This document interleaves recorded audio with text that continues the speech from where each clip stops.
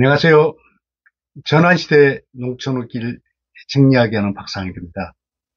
어, 이재명 정부가 이 국민주권정부라고 이름을 붙이면서 주민권에 의한 주민자치에 대해 관심이 부풀고 있습니다.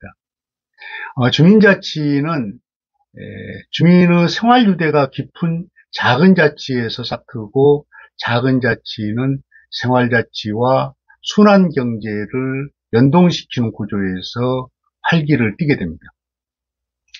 이를 위해서는 농촌 읍면자치 생태계 만들기 6대 운동이 중요한데요. 오늘은 농촌자치 생태계 만들기 6대 운동 중에서 이 마지막 공유경제 그리고 사회적 경제 운동과 공동체 미디어 운동에 대해서 이야기하겠습니다. 거듭 말씀드리지만은 주민자치에서는 생태계가 매우 중요합니다. 주민운동은 분야별로 따로따로 노는 게 아니라 서로 당기고 순환하는 구조 속에서 생명력을 얻습니다. 오늘은 이 공유경제, 사회적 경제 운동과 공동체 미디어 운동을 이야기할 건데요. 공유경제와 사회적 경제는 농촌 특성에 딱 맞는 경제 운동입니다. 농촌은 도시에 비해서 시장 경제가 덜 발달한 반면에 공동체 문화가 발달하고 공공재가 널려져 있어서 사회적 경제가 뿌리내릴 수 있는 최적의 조건을 가지고 있습니다. 이러한 농촌의 특성을 살리는 게 공유경제고 사회적 경제입니다. 또한 농촌은 주민들의 끈끈한 유대에 의한 사람 이야기가 아주 풍성한 조건을 가지고 있습니다. 하지만 농촌이 60년대 이후로 썰물살을 타면서 사회적 체계가 분절되고 주민 간 관계 구조도 금이 갔습니다. 따라서 농촌의 자치 생태계가 살아나려면은 공론장과 더불어서 사회적 소통을 위한 공동체 미디어 역할이 중요합니다. 지금부터 그 이야기 타래를 풀어보겠습니다. 먼저 이 공유경제 이야기를 합니다. 이 공유경제란 유무형의 자원을 여러 사람들이 서로 빌려 쓰고 나눠 쓰는 이 경제 활동으로서 농촌 경제의 효자입니다. 이 공유경제는 이 전통마을 생활협동계들이 최고 경기를 이루었는데, 농촌 생산성을 향상시키고 지역경제를 활성화시키고 공동체 힘을 북돋아주는 역할을 합니다. 공유경제를 좀 더 뜯어보자면요, 농업생산에서는 이 농기계나 농산물 가공시설이나 육묘장 등 공유경제의 활용 범위가 매우 넓습니다. 그러니까 개개인이 따로따로 소유하지 않고도 공동으로 소유하거나 공공이 이것을 운영을 하면은 엄청나게 효과가 큰 거죠. 요즘 농기계 임대 사업장은 농촌 지자체들이 요긴하게 써먹는 일입니다. 농산물 가공의 경우 씻고 자르고 말리는 1차 가공이 필수적인데, 이를 공유하고 여기에다가 가루내고 즙내는 등 단순 가공을 더하면은 중소농들의 가공의 약 한 80% 이상의 문제를 해결할 수가 있습니다. 농촌 경제의 경우 로컬푸드와 공동직거래, 민박 카페 공동운영, 그리고 햇빛발전소 등의 공유를 들 수가 있습니다. 로컬푸드의 가치 농업을 더 씌우고 공동 브랜드로 나가면은 금상첨화죠. 마을 단위 이 태양광 발전소를 통해서 에너지 자립과 공동소득을 꾀할 필요도 있습니다. 공유경제는 생활 서비스 측면에서도 엄청나게 다양하게 응용할 수가 있습니다. 사회적 농업, 공유버스, 공유텃밭, 공유부엌 등을 이용을 하면 농촌 생활이 훨씬 더 풍요롭게 됩니다. 어르신들과 농촌 활동가들이 사회적 농업을 이루어 공동체 돌봄을 꾸려가면은 어르신들 이 복지 문제를 해소하고 상부상조의 지역 공동체 문화를 이룰 수가 있습니다.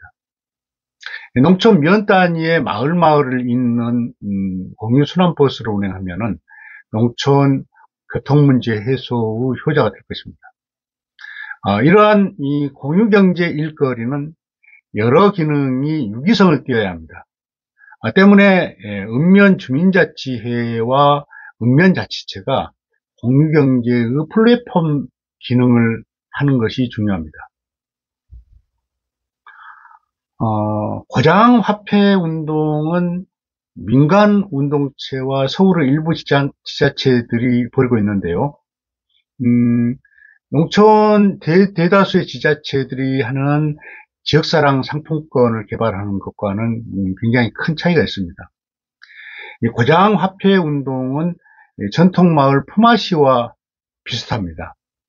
다만 전통마을 품앗이는 노동을 중심으로 나누는데 국한하지만은 고장화폐운동은 물건이나 일이나 지적자산 등 물적, 비물적 자원을 포괄합니다. 따라서 고장화폐운동은 주민들끼리 유대관계를 돈독히 하고 자원과 돈이 돌고 돌게 하는 쌍끌이 기능을 하게 됩니다.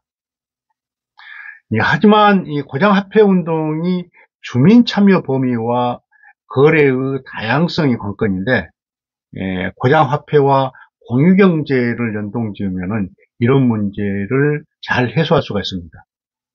그러면서 물품, 노동에다가 기술, 또 판로를 공유하면은 협업농업도 발전시킬 수가 있습니다.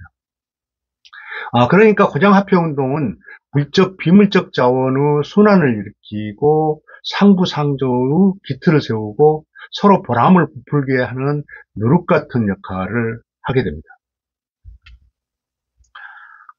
사회적 기업, 마을기업, 협동조합, 자활기업으로 대별되는 사회적 경제는 농촌 활력의 동력원으로서 매우 중요합니다. 하지만 대부분의 사회적 경제체들이 관 지원에 의존하면서 좀비 기업으로 전락하고 있습니다. 이렇듯 사회적 경제체들이 실패를 거듭하는 건 농촌 특성을 무시한 중앙정책 매뉴얼에 맞추려 하기 때문입니다. 또한 사회적 경제 조건을 보면은 농촌은 지역마다 특성이 있고 도시와 정반대의 조건인데 이를 살리지 못하는 거죠.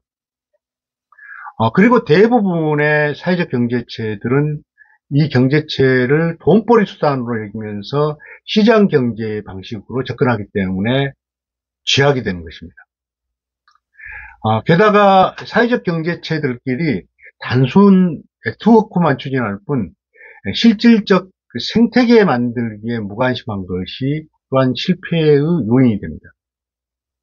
그래서 저는 사회적 경제 성공의 세 가지 열쇠를 제시합니다. 첫 번째는 돈보다 주민생활 등 사회적 필요성에 초점을 맞춥니다. 주민생활에 필요한 일은 시장 조건과 무관하게 돌아가기 때문에 주민생활의 필요성이 존재하는 한 이게 무궁무진하게 발전할 수밖에 없습니다. 거기에다가 다양한 농촌 어메니티 자원을 활용하면 효용성은 훨씬 커지게 됩니다. 둘째, 사회적 경제체들끼리 협동력으로 생태계 극상 구조를 만듭니다. 이 사회적 경제체들은 구슬과 같아서 서로 깨어야 힘을 발휘합니다. 서로 도울 수 있는 일, 상생할 일은 널려져 있습니다. 이 농촌자치는 사회적 경제의 윤활유이자 이음줄이 됩니다. 셋째, 사회적 경제 범주에 사회적 농업 그리고 고장화폐 운동 등을 더합니다. 이 사회적 경제는 제도 틀에 얽매일 필요가 없습니다. 공동체 돌봄을 일으키는 사회적 농업과 자원순환을 일으키는 고장화폐 운동도 사회적 경제와 한결 한통으로 여기는 것이 필요합니다. 이번에는 이제 공동체 미디어에 대해서 이야기할 건데요. 여러분 한옥을 지을 때 상냥식을 하죠. 기둥들을 세우고 기둥 사이 볼을 거치고 중심부 대들보를 거치는 행사를 거하게 합니다. 이 대들보가 지부 균형을 잡아주는 역할을 하기 때문에 상향식을 중요하게 여기는 겁니다. 오늘날 농촌에서도 대들보와 같은 역할이 꼭 필요합니다. 이 농촌이 다양한 집단, 문화, 가치관이 공존하는 다원화 사회로 바뀌어졌기 때문에 올바른 농촌 자치를 위해서는 균형추 역할이 꼭 필요합니다. 그게 바로 신문 같은 미디어가 그 역할을 해야 합니다. 이 공동체 미디어는 작은 주간신문이나 모바일, 인터넷 신문, 유튜브 방송 등이 적격입니다. 하지만 농촌 미디어는 사건 중심, 정쟁 중심을 일삼는 우리나라 이 기성 미디어들과 판이하게 다르다는 것에 유의해야 합니다. 그 차이를 이탈리아와 미국의 지역 공동체 신문을 예를 들어보죠. 이탈리아 지역 공동체 신문들은 부고 기사를 자랑으로 여깁니다. 우리나라 신문들은 사람이 죽은 부고 기사를 고인과 유가족의 사회적 높은 지위를 배경으로 삼습니다. 그러나 이탈리아 지역 공동체 신문들은 고인의 지위 고하를 떠나 삶의 발자취 이야기를 귀하게 여깁니다. 노인이 죽으면은 박물관 하나가 없어진다는 것처럼 고인의 발자취를 사회적 거울로 여기는 거죠. 미국의 여러 흑인 공동체 신문들은 범죄 기사 대신 사회적 긍정의 이야기를 즐겨 싣습니다. 이는 당초 백인 신문들이 흑인들을 범죄 프레임에 씌우는 데 대한 일종의 반발 의식에서 출발했는데요. 상부상조하는 밝은 이야기를 통해서 공동체 문화를 북돋우는 굉장히 중요한 역할로 발전하게 된 겁니다. 이처럼 이 공동체 미디어는 사회 소통 수단으로서 대들보와 같은 사회적 이음줄 역할을 합니다. 또한 공동체 미디어는 사람들의 눈을 끌려는 사건이나 사행성 기사보다는 사람 중심 기사를 지향합니다. 뿐만 아니라 공동체 미디어는 주민 생활에 필요한 주민의 의제를 생산하여 공론장 활성화를 시키는 중요한 역할을 합니다. 그렇다면은 공동체 미디어가 농촌 읍면자치마당에 뿌리 내리려면 어떻게 해야 할까요? 첫째는 주민 삶의 이야기를 알토란같이 여기는 생활 밀착형 미디어를 지향합니다. 거기엔 삶의 발자취가 담긴 부고기사도 빼놓을 수 없겠죠. 둘째는 농촌 안팎의 관계인구 활성화에 충실합니다. 농촌 내에서 서로 나눌 바를 이야기하고 힘든 일 가운데 서로 나눔의 가치를 세워줍니다. 출향이나 도시인들에게 농촌 다움 소식을 전하고 제철 진미 먹거리를 알려서 관계 마케팅을 도모합니다. 일본 동북지역 다베르 통신이 있는데요. 이는 지역 먹거리 가치를 도시민들에게 알리는 걸 전문으로 하는 신문입니다. 그런데 이 신문이 전하는 먹거리 가치 이야기가 도시민들에게 큰 반향을 일으키고 있다고 합니다. 요즘 우리나라에서도 이 지역 먹거리 가치에 목말라 하는 도시민들이 많기 때문에 일본 다베르 통신 사례는 충분히 채용 가능합니다. 셋째는 주민들이 고장 문제를 스스로 풀도록 바라지 합니다. 문제 도출부터 수기 과정을 쫓아가고 결과를 더 나은 일로 대먹이하는 일까지 함께하는 거죠. 그러니까 공동체 미디어의 모든 기사는 주민의 삶을 깨는 의지가 되는 것입니다. 오늘로 이 둔봉마을이 새해 활력원이다 편 20일의 방송이 마무리됩니다. 그간 방송을 간추리자면요. 크게 세 단원으로 나눴죠. 처음에는 농촌 실정을 외면한 자치분권의 실상을 얘기했습니다. 시대 추세와 엇나가는 중앙정부 자치분권 정책 흐름을 살펴봤고, 파행적 자치분권 흐름을 토세력 잔치판으로 만드는 농촌자치체들의 문제를 짚어봤고, 자치분권 발전을 좀먹는 광역자치체들의 실상을 얘기했습니다.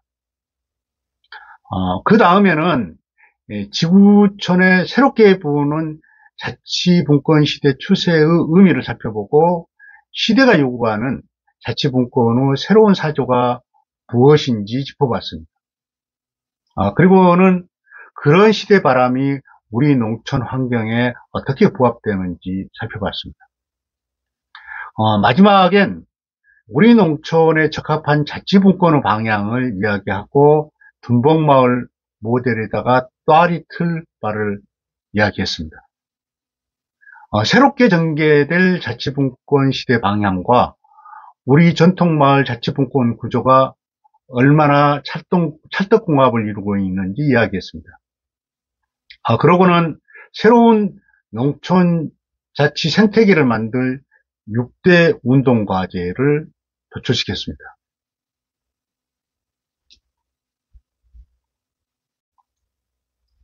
자치분권 물꼬가 주민생활 언저리로 흐르고 주민들이 끈끈한 유대구조 속에서 자치가 걷히려면은 읍면자치가 꼭 중요합니다. 하지만 자치분권의 새 물꼬는 거저 얻는 것이 아닙니다.